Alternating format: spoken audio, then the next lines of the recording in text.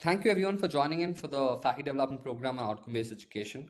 Thanks especially to Dr. Rajinikanth for inviting me for this session. I'm told I need to talk about student-centered learning, and we have an hour and a half.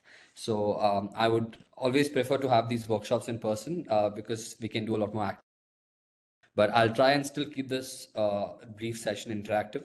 Um, and if needed, you all can feel free to post your questions on the chat box. And if needed, unmute yourself and talk if needed. So I'll get started now.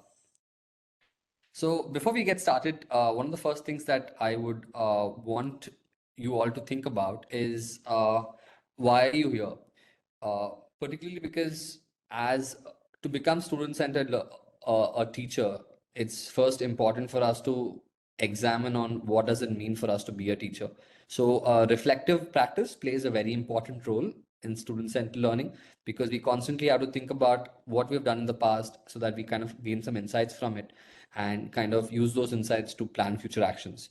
So if you can all put it in the chat box, particularly these questions, the question of what are your impressions of student-centered learning? What does that mean to you? Like what comes to your mind? If you could put the questions in your chat box so I can also look at them.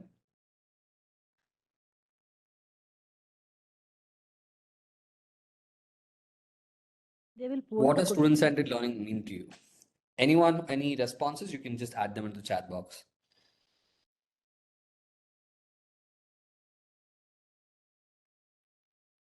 Yes, participants, if you have any queries in between, you can post in the chat box. Thank you, sir. You can continue.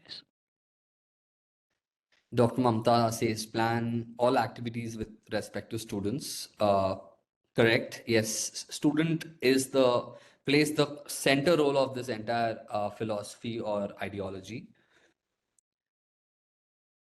Yes, again, similarly, the approach focuses more on students and their learning needs, less going away from what the teacher thinks and the teacher think they need. So it's more centered around students.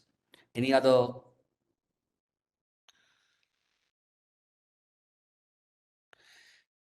Yes. So all the responses, thank you for putting them in the chat box. All of them, like rightly, they're all around students that we need to make students active. We need to make students interested. Things should be around centered on students. So which comes within the name student-centered learning, that we kind of center our classrooms around our students, around what they need, what their learning outcomes are, and what their prior background and motivations are. So moving ahead, in terms of how we define student-centered learning, it's student-centered instruction is a broad teaching approach that includes substituting active learning for lectures and holding students responsible for their learning and using based and cooperative learning, which is kind of having more flexibility for the students in terms of their learning and also having more collaborative aspects. So this is one of the most broad definitions that are out there, but there are various other definitions to student-centered learning and instruction. But here, the thing to focus on is that we want students to be more active. We want students to take more responsibility about their learning, and we want students to work in teams to be able to achieve those learning goals. So if you look at it from all the right comments that have come in during the last reflection discussion, student plays the center role in student-centered learning. So around the students is what we have to figure our content assessment and instruction, which is basically pedagogy. So work you do, there are three aspects, three main cornerstones I feel. First is the content. What are the learning outcomes? What is that we want to kind of achieve with this course? Based on what we want to achieve, the content gets decided. Similarly, next is assessment. In order for us to be able to assess these outcomes, what are the kind of what tools do we need to kind of measure students' learning? And in order for students to be able to do well at those assessments, what is the kind of instructional mode we have to use? So the alignment between these three are very important. And for the entire rest of the session, one big takeaway if there is from this session at the end is the alignment that is needed between the content assessment and pedagogy of every course that you teach. And this alignment has to be grounded in students, your students, their prior knowledge, their beliefs, their attitudes, and their motivations. So, doing this, you can kind of transform your classrooms or your coursework or whatever you're teaching into more student-centric approach. A few principles of student-centered learning. Uh, I request the moderators to let me know if there are any questions. I don't have the question panel on because I have the screen sharing. So if there are any questions, just interrupt me so that I can address them as and when. And I Sure. do encourage everyone to post your questions when you feel so. In terms of principle of student-centered learning, like I said, it's an ongoing reflective process. So we have to keep thinking about what is working well, what is not working. And there is no one side. I can't give you a prescribed solution saying, okay, you do this for student-centered learning, because not all students are the same. And considering this learning is centered around the students, we can't kind of have a similar solution for everywhere. Student-centered learning talks about how students have different learning styles. Some of them are more visual learners. Some are more, they like learning by doing. Some of them are more auditory learners. So different students have different learning styles, and catering to the different learning styles is very important as we think about our classrooms. Similarly, students have different needs and interests. Uh, and choice is central for effective learning, because like we discussed before, we want students to be more responsible. So if you want them to be responsible, you have to give them the choice to be able to make choices and be good at decision making. Then students have different experiences and background knowledge. So a lot of times when students come to us, especially in the first year, they all come from various different schools, where the quality of teaching would vary, their learning levels would vary. So when we start working with our students, uh, just assuming that they're all at the same learning levels is incorrect, because they've not got all of them have not gone similar grades in their coursework. So I think just being aware of what is the background knowledge and which students have what experiences would be kind of watch out for. And I think lastly, students need to have more control, and the learning needs to be with more cooperative between the students and the faculty. So these are some essential principles, as you see, but it's all again grounded in towards understanding our students and kind of helping really support their learning needs. So why should we really care about student-centered learning? That's one question we should ask, because we've been doing our regular lecture-based classrooms since so long, decades or centuries. So why suddenly there is a need for us to kind of go about it? I think the main answer, one answer for that is that again, the students come is the answer, and the students of the current generation are very different from the students of the past generation.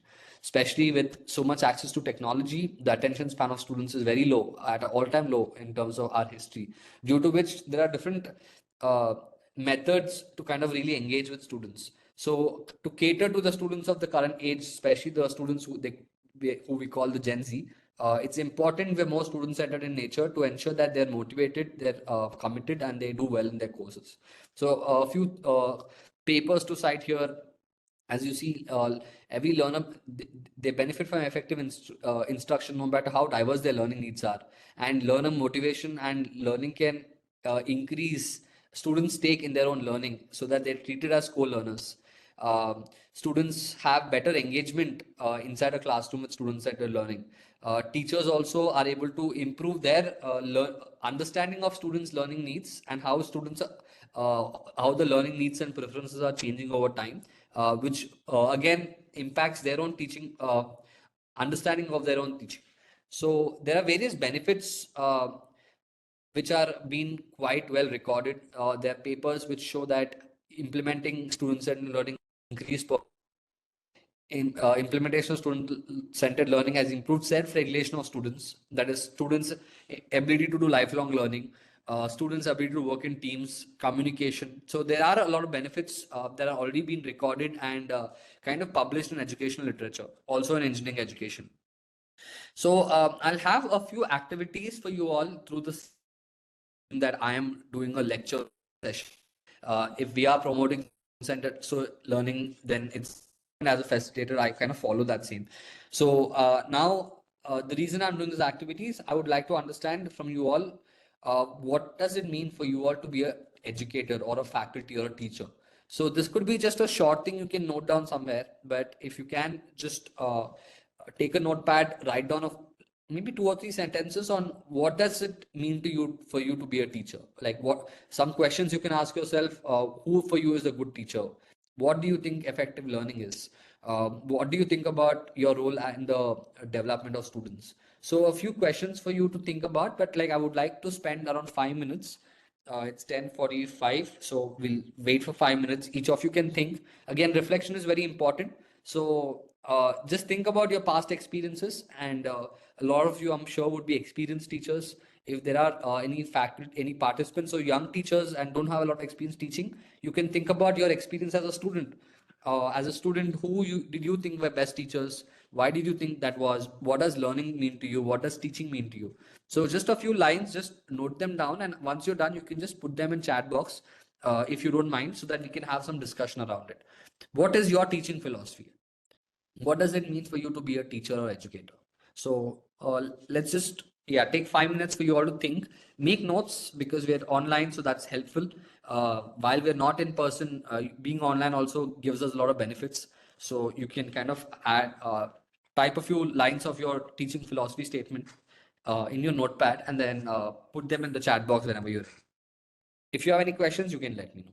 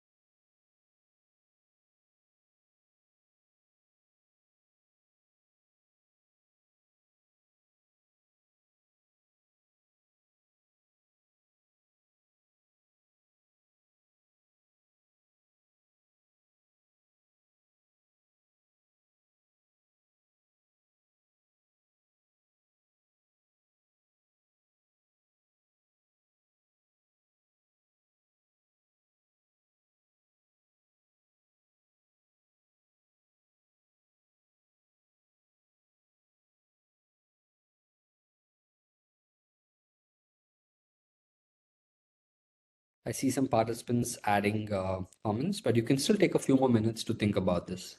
Maybe a few sentences would be great.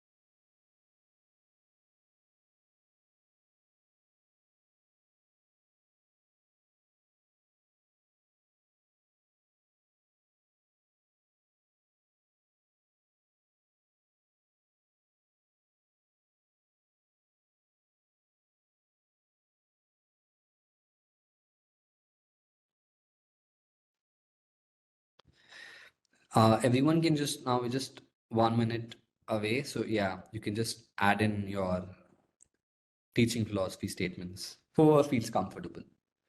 So we can have some discussion.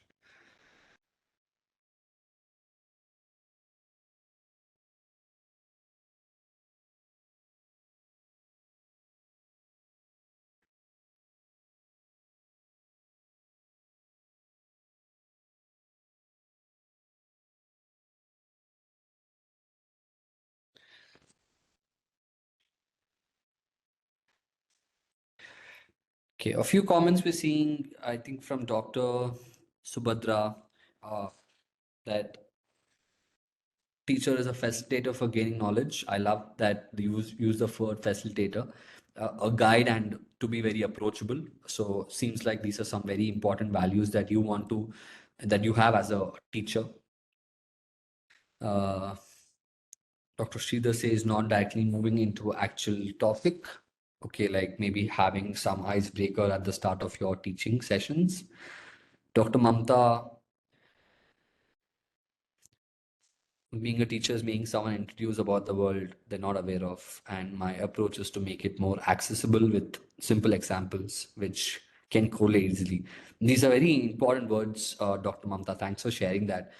Kind of you for you being a teacher is not just about your course, but more about kind of introducing the students to the world. So kind of taking a role beyond just our basic teaching roles, and also by being more accessible and making learning a lot more relatable to students.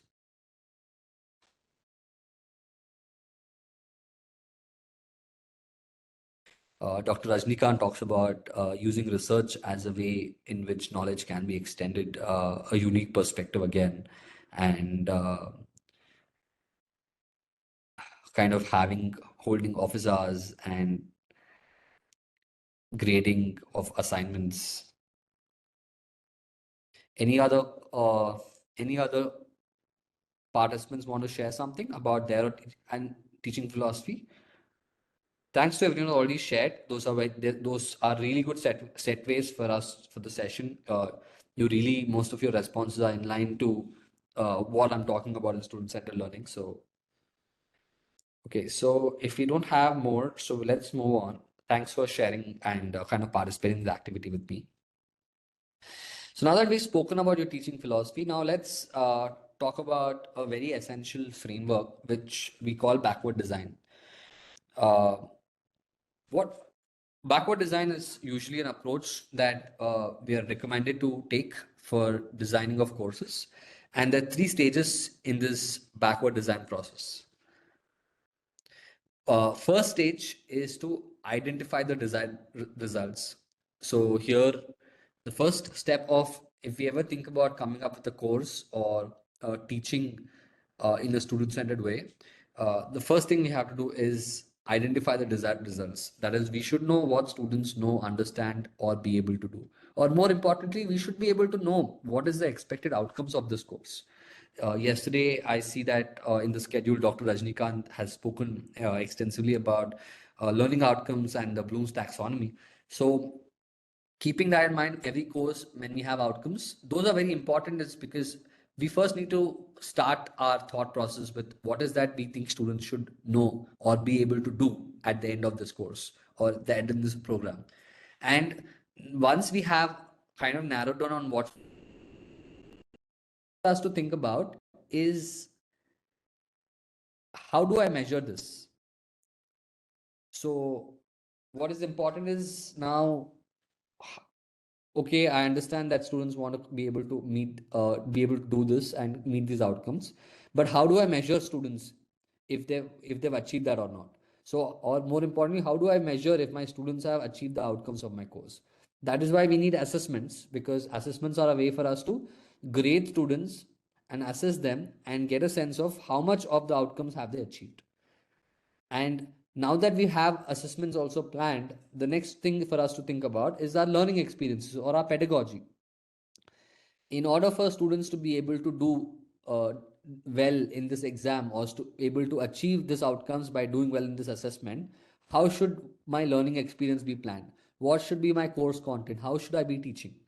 And one exam, and once you've done all this, what is more important at the end is, are my desired results, assessments, and learning activities aligned? If they're not aligned, then there is some problem with this course, because the content or the learning outcomes, the assessment and pedagogy are not aligned. Let me kind of give you one example with the same process, but more in a real time. Let's say I am a young kid who's 18 years old and I want to now learn how to drive a car because I'm allowed to get a license. So my desired result there is that I would like to learn how to drive a car, so I should be able to drive a car. Now, for determining acceptable evidence, now how do someone, now for this I need a license, and for license they will ask me to learn how to drive a car and then do a test and show them if I can drive, but following the instructions they're giving me, that which most of us would have done. So the assessment here is that, okay, because you need to learn how to drive a car, you have to show me how to, that you can drive it. Now, let's say if my assessment is not aligned and I say, or the person who's responsible for giving me the license says, I don't need you to drive a car, but you can just sit in a classroom, write an exam about traffic rules, and I will give you a license. So here, if you see, the assessment is not right because it's not aligned to my learning outcome, which is to be able to drive a car. However, one of the assignment we have is writing an exam with the, if we know the traffic rules or not, because that is a prerequisite needed. The assessment that is needed, no. In order for me to be able to see skills, I should be able to asking students to uh, exhibit those skills in a certain conditioned environment, which is usually an exam. And now, in if you move to the learning experiences, in order for me to be able to do well in the driving test, I need to be able to drive a car. So someone has to teach me how to drive that car. So my learning experiences have to be experiential. So I can't just see a video or listen to someone talk and say, okay, now they've told me how to drive a car, I will go and do it. No, in order to me for me to be good at what I'm doing, or to be good at driving a car and to be able to do well at the test, I need to have multiple practice sessions. Someone should take me out driving and practice with me. And when I practice multiple times, I build confidence, and then I start to be able to drive a car. So if you see, there are various ways in which this there can be misalignment between assessment and pedagogy. So something for all of us to think about in this session is how much, I'm sure each of us are either teaching a course or going to be teaching a course soon. So pick a course of that is of your choice or something you're going to be teaching, and think about this: are my learning outcomes, my assessments, and pedagogy aligned? So moving ahead, some is that students must focus on the key aspects of the content to be able to learn it. Often, what we see is when we have coursework, we have almost, I think, 65 classes, if I'm not wrong. And each class we have different topics. Some topics are grouped into units. And mostly we always give equal importance to each topic. So basically, we have 65 topics in a semester. We'll have to understand that that's not very student centered, because students cannot remember so much, and even if they do for an exam, they can't do it ahead in life. So we should be able to think each course what are the they have to learn, because we can't give equal importance to everything. And students, in order for them to do things well, they have to have multiple exposures of using new information, which is very critical for them to build these competencies. And in order for students to build competency in any area, there is a requirement for deep foundation of factual knowledge, understanding of facts and ideas in the context of a conceptual framework, and students should be able to organize knowledge to retrieve and apply the knowledge. So let's now think about one more activity. Uh,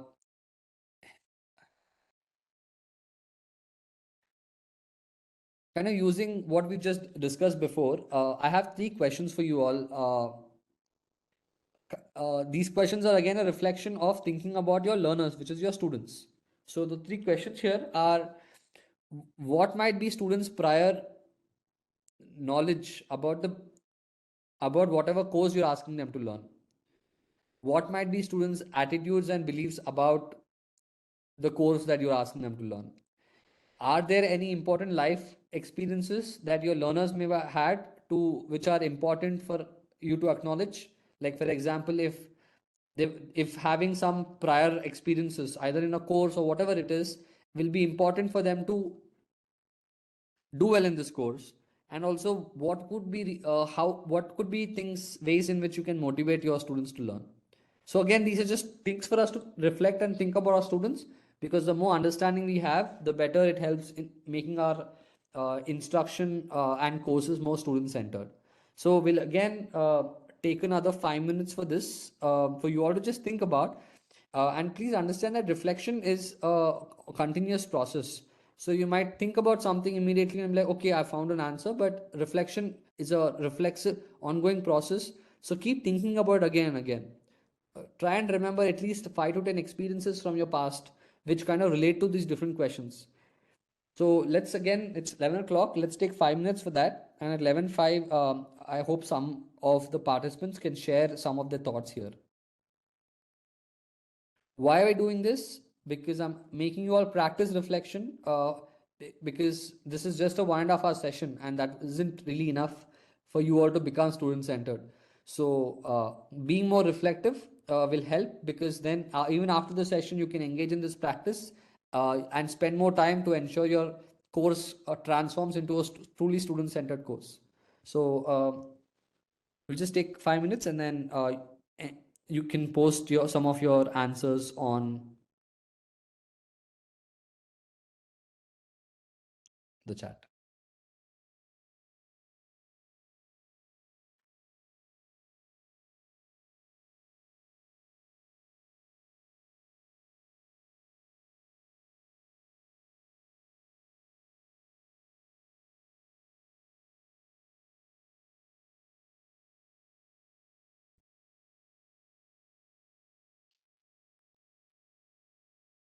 And whatever questions are there, please ask yourself those questions in the context of the course that you're teaching, because otherwise these questions could be very generic.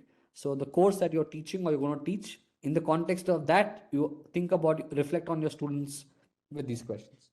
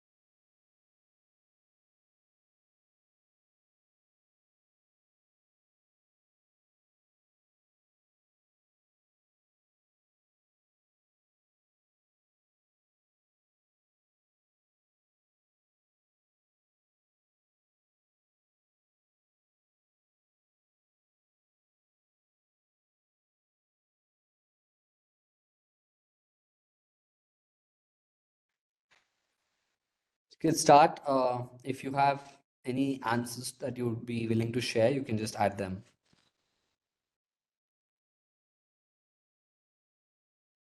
So Dr. Venkata here says that get them involved in the activity. But how do you get them involved? What do you think will get them involved or interested? Could you maybe share a little more on that, please?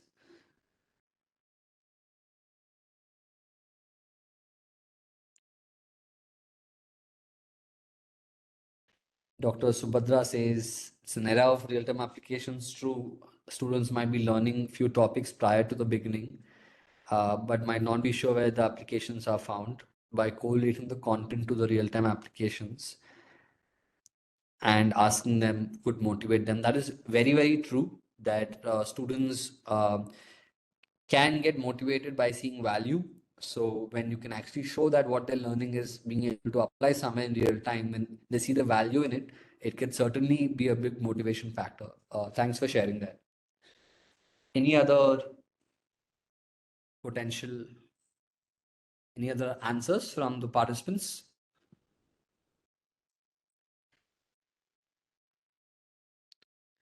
Because all these are very questions ask about your students for every course that you teach, so that you kind of be a lot more prepared for the start of the course, knowing what prior knowledge that would be helping them in this, knowing what would be prior experiences that could be of value, and kind of really more understanding student motivation so that you can kind of plan your instruction accordingly. Okay, so let's move on. Yeah, so Dr. Mamta says subject is mathematics, which is mandatory for further studies.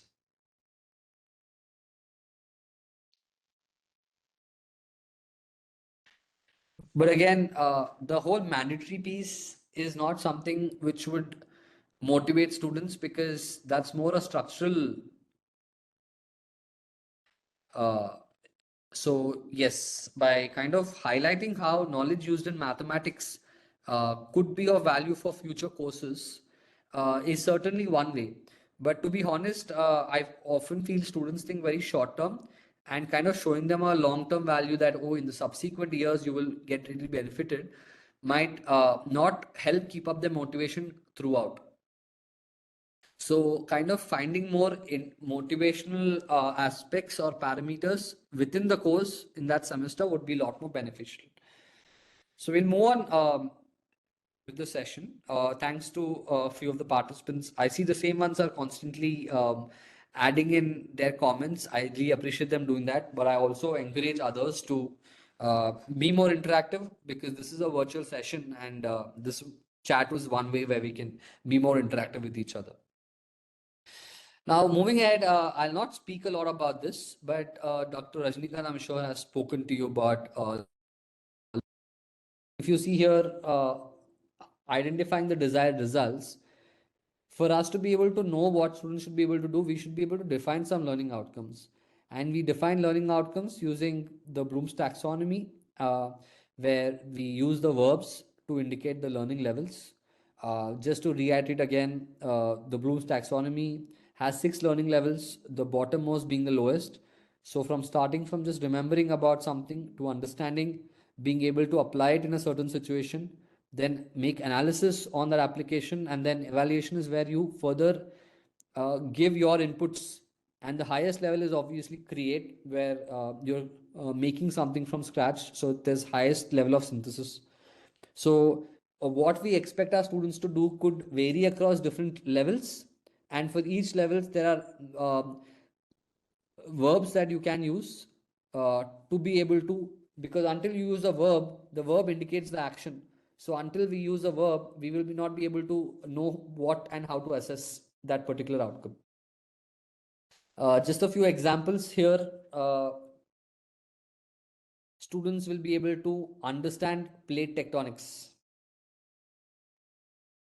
If you see here, the verb is understand, but it is very hard for us to be able to measure understanding, because you have to be more detailed about it. So if you see the same outcome on the right side, which can be rewritten, students will be able to interpret unfamiliar tectonic tactics settings based on information on volcanic activity and seismicity. So here you're particularly saying interpretation is needed, which is measurable. Similarly, the next one, this course will survey art from early 18th century Europe. So it's more student centric, that what is the course going to do? It's not on the student's perspective. So same thing could be rewritten as students will be able to evaluate a piece of art at a museum within the socio-political context of early 18th century Europe. Again, this evaluation, you'll have to be more specific on how the evaluation has to happen. So it's very important to be able to critically understand how to write good learning outcomes. And I'm sure Dr. Rajnikant has covered that in the previous session. Another example here of a topic of a called valence shell electron pair repulsion theory. So these are the list of outcomes, and if you see the way the outcomes are listed, it's in highest of cognitive levels. So the first here is list the common geometric shapes found in simple molecules. So here it's just remembrance, just list down the shapes. Next one, explain the assumptions of Vesper theory. So here you're saying explain means not just remember, but I have to understand how it is and explain it. So the level goes to understand. Third one, apply Vesper theory to predict 3D molecular structures from 2D level structures. So here there's an application beyond understanding, there's an application of that theory to predict molecular structures from 3D to 2D. Then the next one, analysis. How does analysis work? If you see, compare and contrast the geometry of XYZ module as predicted by Vesper theory and molecular orbital theory. So not only are you applying, you're asking them to make an analysis. The next one, evaluate the accuracy of each theory in predicting the geometry of transition metal compounds. So not only there's an analysis, now you have to give your own inputs. So you have to give your own argument of the analysis. And then lastly, create a list of recommendations of when to use each theory, taking into account the trade-off of memory, effort, and accuracy.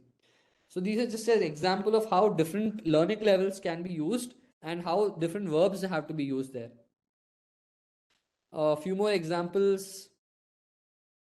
If you see here, students graduating from this course should be able to demonstrate an understanding of fundamental properties of linear systems. Use linear system tools, especially transform analysis and convolution, to analyze and predict. So until you use these verbs, it will be very hard for you to be able to measure them. So it's very important to write your learning outcomes well. Similarly, this is another course.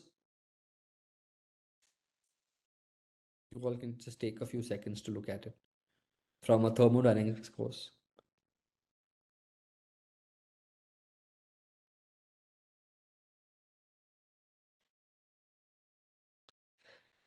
Okay, now moving on, now that we've spoken about the outcomes, let's again go back to the backward design process, because now what we've done is we've understood how do we kind of uh, prepare our desired results. That is through our learning outcomes. We use our taxonomy levels to decide what level of learnings are we looking at, and then we use appropriate words to be able to indicate what is the action expected from students to achieve that outcome.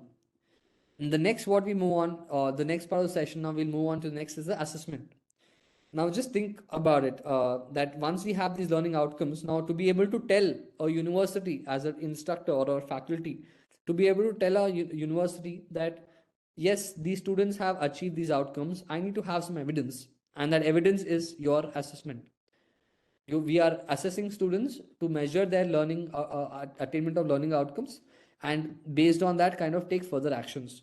So after we identify desired results, next what we come up is the determining acceptable evidence, which is assessment.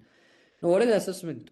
It's as students and instructors, we define assessment as systematic collection of data to monitor the success of a program or a course in achieving intended learning outcomes for students. So if you see here, this is completely centered around the students.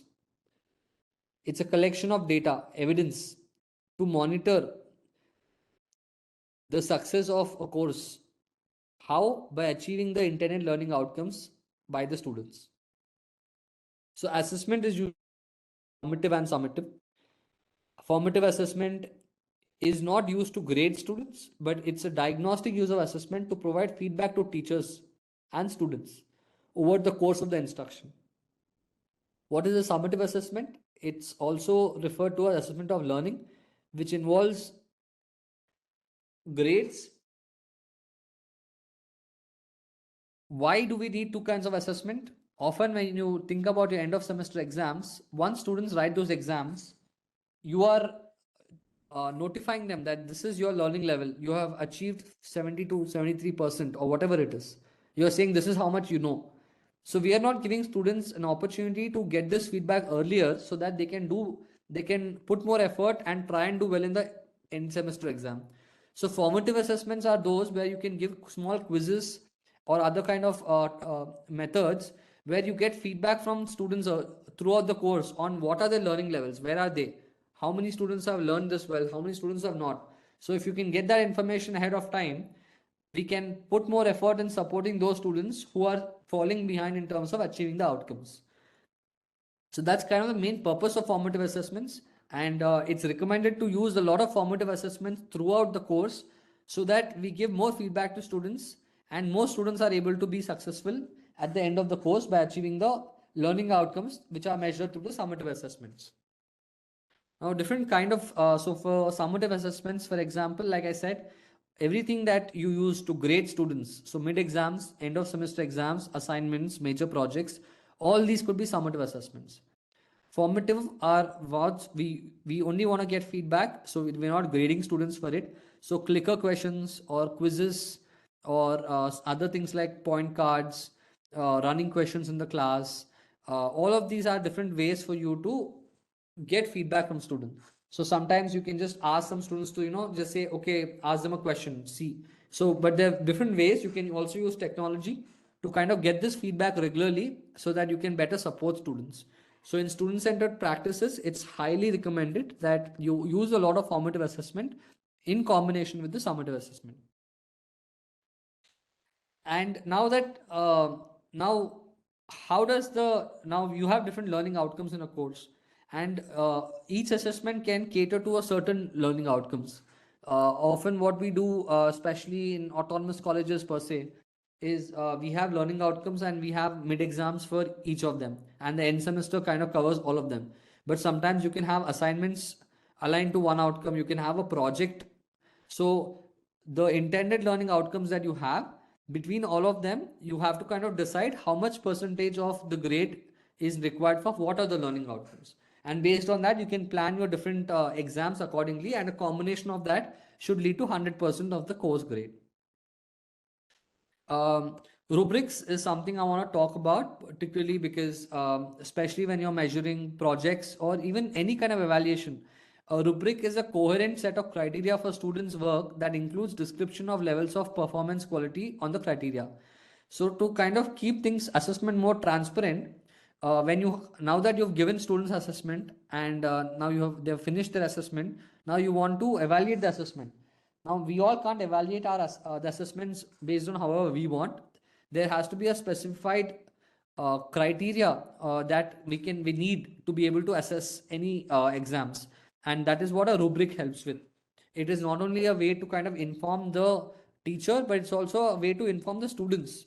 So on what is the expectations from the teachers. So rubrics usually involve three aspects. One is the criteria. What are the different criteria for performance? And for each criteria, how many performance levels are there? And for every performance level, a descriptor. So I'll give an example here. If you see here on the left, what you see is the parameters. On the top, what we have is the performance levels, which is from beginning design to expert design. And what you have in the middle are the descriptors. So for each parameter, we have different performance levels, and for each performance level, for us to faculty to be able to assess what performance level has been met, you have to specifically mention what evidence they need to look at. So if you see here, uh, this is, I think, for design thinking, one of the parameters is user desirability. So for our expert design, evidence must be provided that solution addresses the critical need of all three markets. For another like maybe not expert, very good. Some evidence is provided that solution addresses in one or more market. A marginal design is where evidence is missing, and a very beginner design is there is no evidence. So very clearly, the instructor has uh, indicators or descriptors on for every parameter, for every learning level, what is the evidence they have to see.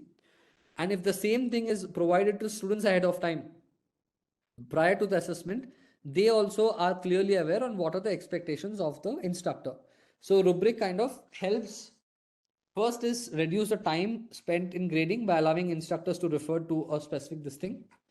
Help instructors more clearly identify strengths and weaknesses of an entire class. It helps to ensure consistency across grades, and it also discourage complaints about grades because everything is very crystal clear and transparent. So for every assessment that you have, it's important to have a rubric, and it's important to share it to students ahead of time so that they know what is expected of students, from students by the instructors. Now let's go to a third activity where I would request, let us take around 10 minutes for this if needed. The courses that you're teaching, let's pick one learning outcome, whichever of your choice. I usually suggest to pick a learning outcome which is at a higher level of Bloom's taxonomy.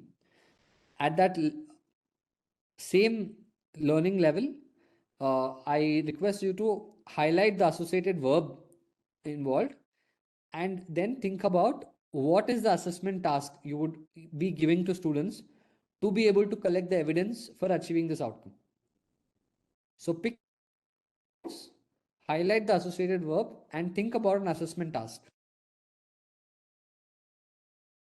It's 11:21. Let's spend 6-7 minutes on this.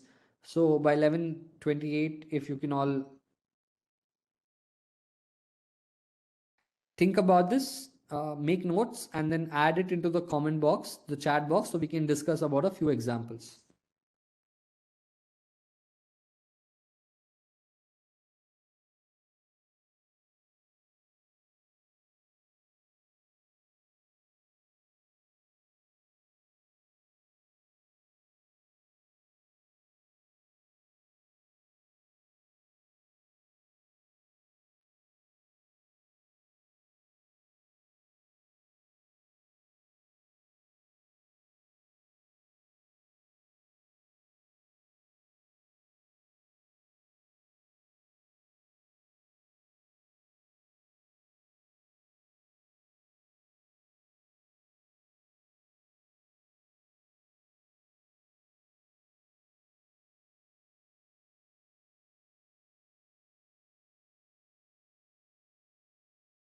If you have any questions, you can please add them to the chat box. Any questions until now? Or any questions on the activity?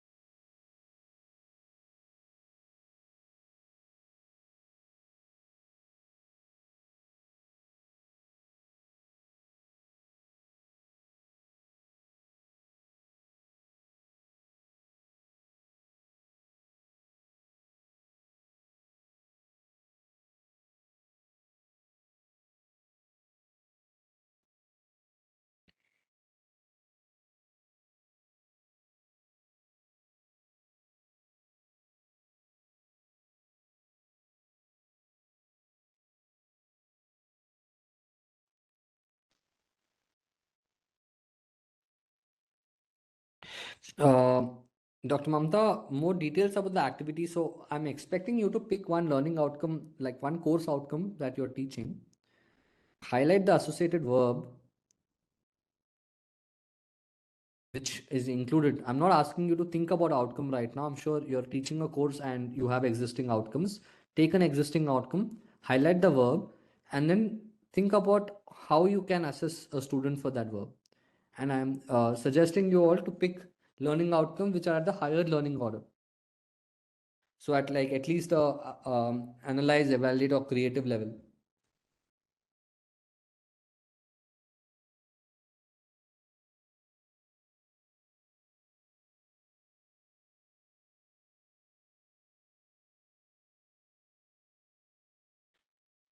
Dr. Sridhar, so the learning outcome that you have, can you now then think about the associated assessment? What is the evidence that you will have to collect to be able to measure this outcome?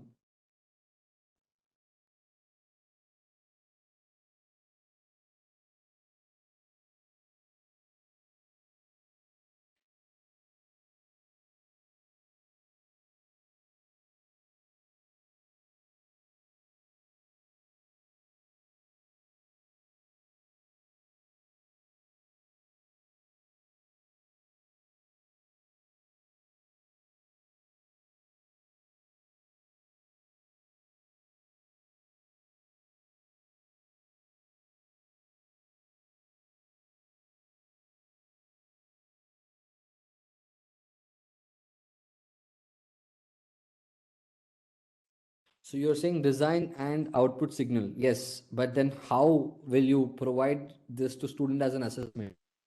Give them instructions on what is to be done. So what will you ask them to do and to be able to collect this?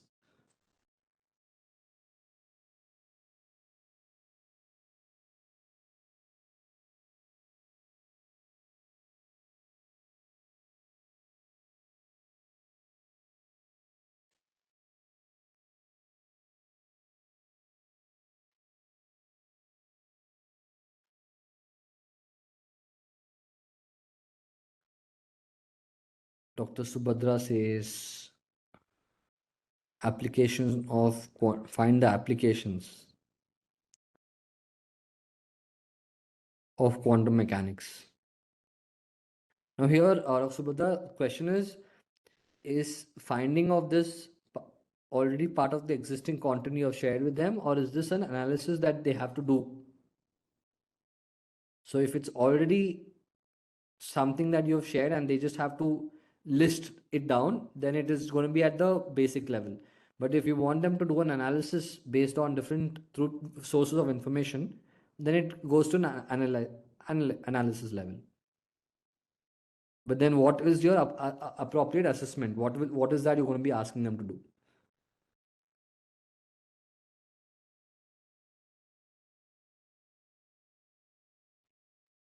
Okay, so Dr. Sridhar, so here you're saying, yeah, they have to design their own circuit to, and so that this it leads to a certain desired output level. So that is your assessment, that you give them a certain output level and say that you design your own circuit to be able to show this at the end of it.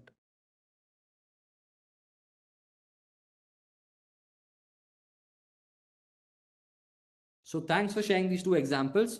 Can a couple of more? I really encourage other participants also, especially in online sessions. It's very difficult for us to uh, get a sense of how you're perceiving what I'm talking about. So if your engagement in the chat box can really help.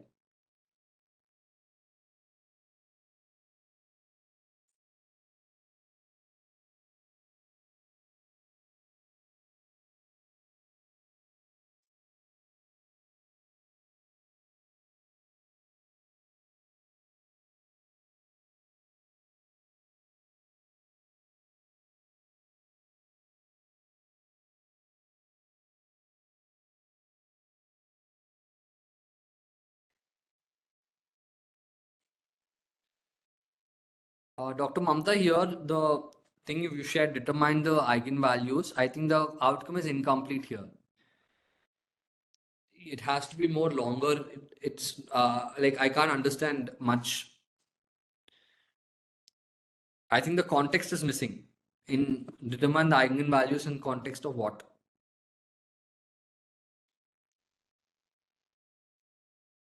Any other comments from the participants? The examples shared were quite helpful. Thank you.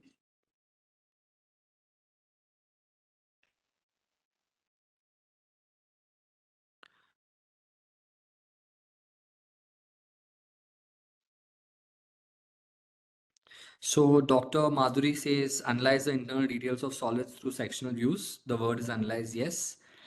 It's a lab practical course.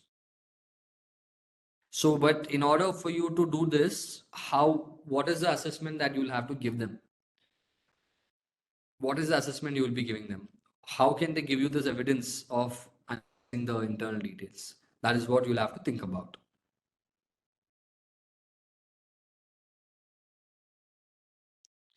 Okay, we'll just move on in the interest of time. Thanks for all the participants for sharing and participating in the activity. Also, when now in terms of assessment, when thinking about assignments and exam, it's important every assessment task should help students achieve their learning goals. So giving a variety of assessment exams and opportunities for formative and summative is very important.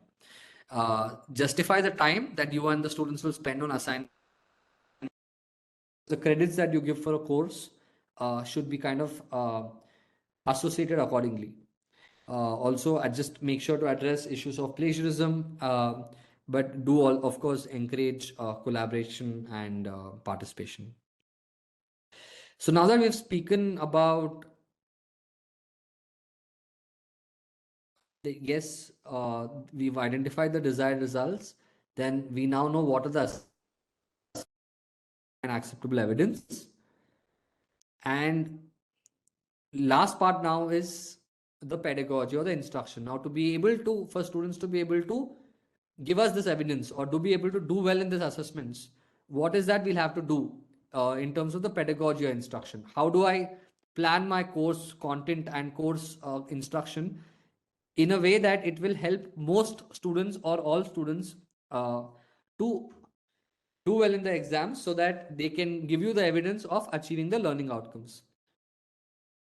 So the pedagogy piece or the activities we plan is the last piece of the puzzle. So here when we speak about active learning, it's just a interactive engagement of students in in heads-on and hands-on activities which yield immediate feedback through discussions with peers, and so it needs students to be more active. It should be a way for us to get feedback from the students.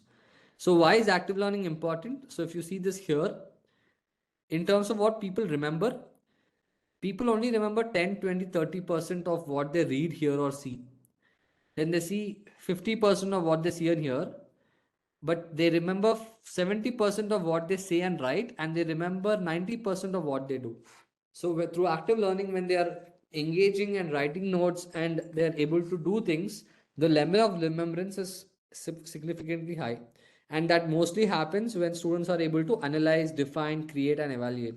So our focus for every course should be that the learning outcomes that we have are aligned to the higher levels of the Bloom's taxonomy. And it has more active learning involved so that students are better able to analyze, define, and create.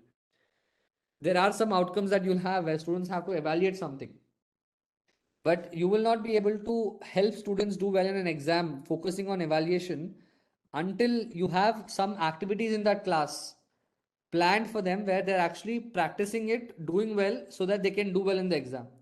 So for learning outcomes which are particularly at higher levels, you have to use a lot more active learning techniques to be able to do that. If your learning outcomes at the basic level that, oh, I just want students to remember, then a student can just look at what you're doing. A lecture based format will work. But if you have higher learning levels and you want them to remember them further, we have to use active learning. But active learning again cannot be used everywhere. So it has to be particular on using at topics which are very much aligned to the key learning outcomes. And here there are, I can't talk enough about active learning in this short session because there are so many different methodologies and there's a lot of resources that are possible, that are available. So you can think about these are the various active learning methods which are kind of categorized based on the complexity and the planning and implementation time. So whatever you see on the top are more collaborative in nature, whatever on the bottom are more individual. So like this, there are various active learning techniques like think, pair, share, debates, peer assessment, jigsaw activity, quizzes with that you can make use of. So for this, there are a lot more resources available, which I will encourage you all to look into. Richard Felder and Rebecca Brent, two names that you have to note down. Richard Felder, uh, Richard Felder. They've come up with a lot of literature on particularly on active learning techniques that I think you can access and learn more about. Another thing with respect going beyond active, so passive is what we usually follow mostly. By active, even if students are making notes in the classroom, they're being more active. That is active learning. For constructive learning, is when we're expecting students to generate output beyond what is learned. So if, for example, I'm teaching them XYZ, I'm not expecting them to just tell me about XYZ. I'm expecting them to analyze about XYZ and tell me about ABC. So there's a new constructive knowledge required there, and that is where constructive pedagogies will be needed. And the most deepest way of the framework here is the interactive learning, where students are not only constructing knowledge but also interacting with each other. This is the most difficult to do, but also the most impactful. So you will have to see, depending on the type of the course content, you'll have to pick from passive to interactive which framework works for you. And for the respective framework, you will have different uh, pedagogical strategies that are existing in the existing literature. Again, a few examples of activities. If you see here, passive, just sitting still and listening, sitting and reading slides, sitting and watching a video. For active, if a student is taking notes, they're copying slides, uh, they're manipulating your slides on their own screens. These are all could be active learning. Constructive, if they are now beyond what you've given them, then doing new things like drawing a concept map, or they're asking questions. You're asking questions and asking them to think about those, taking notes in their own words, not in just what you're doing, is all construction. And interactive is where you kind of there is more discussions happening and there's teamwork involved. So there's a lot of literature about this which you can look at. Then moving to effective lectures inside one classroom that you have, it's important to think about the task. What will the students do to check their understanding? How will they do it? And what are the logical considerations which are required, usually in terms of time, class size, and materials needed? So when you want to plan an effective lecture, it's important to plan it in a way where instead of just going in and starting teaching, for the first few minutes you should spend on getting their attention. So maybe an icebreaker activity, sharing something in the news or talking to them about something. You should like spend a few minutes to first get their attention, then focus on informing them what are the learning outcomes for that day so that students can measure it at the end. Focus on teaching for a bit, followed by some active learning strategies, which and ending with the summary and like a closing remarks. So having your lecture structured this way will really enable students to be more motivated, be more aligned to the content, be more involved in the implement because your active learning is they are more engaged, and at the end they also can reflect and summarize on what they've learned. So following this structure really makes your lectures more effective and student centered. Also, now we're talking about active learning. It's highly encouraged to relook how classrooms are designed from the traditional way of how we have lecture-based classrooms. Active learning classrooms are now a thing where you have round tables and students sitting in groups and working more in teams. So in terms of framework for active learning, we've already spoken about this.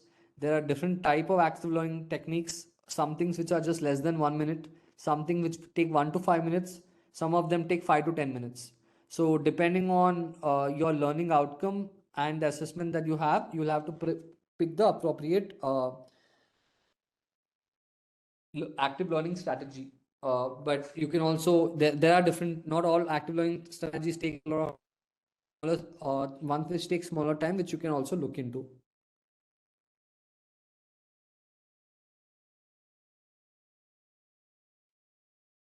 Now, now that we've spoken about pedagogy, my big takeaway for you all in this session is the alignment of this. So the outcomes should be aligned to the assessment, should be aligned to the pedagogy. And all these three should be aligned to each other. Pedagogy should also be aligned to the outcomes. So the alignment of these three will ensure your courses are student centric in nature. So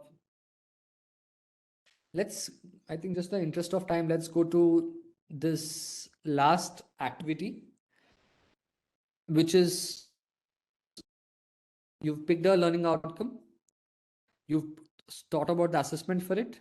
Now think about what is the pedagogy, what is the instruction, how will you plan the instruction so that all these three align.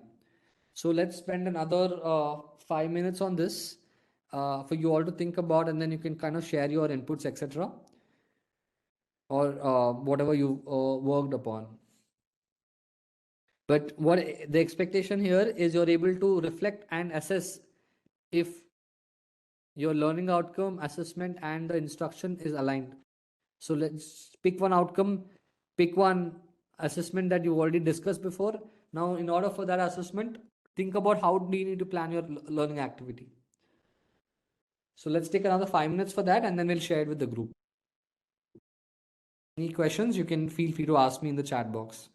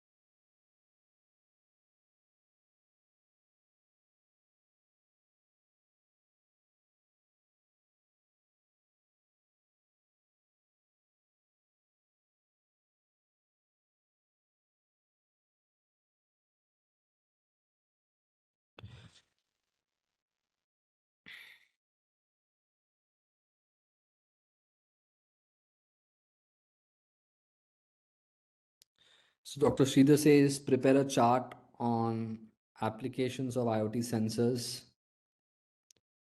So is this preparing of chart as part of the classroom activity is what you're recommending?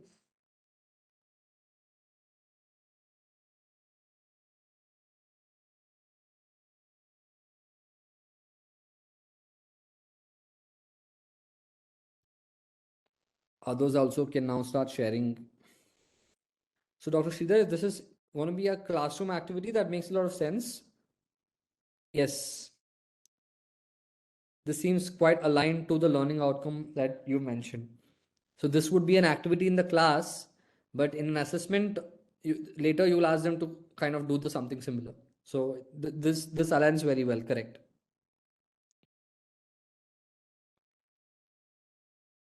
Any other anyone else want to share their examples?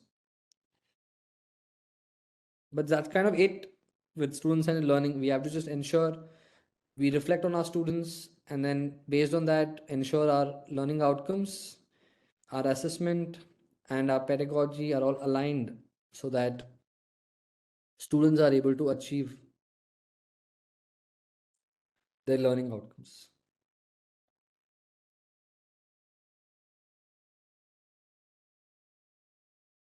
Yes, Dr. Subhadra says uh, learning activities make students understand different type of semiconductors and the mechanism involved. So if you want, again, you use the word understand, which is very generic. So I think you particularly need to, you're already saying you want students to do an activity, but what is expected of that, you have to be very clear. Or what is that you're asking them to do?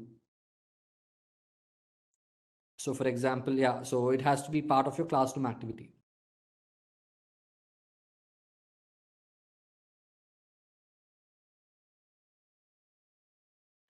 Okay, any more?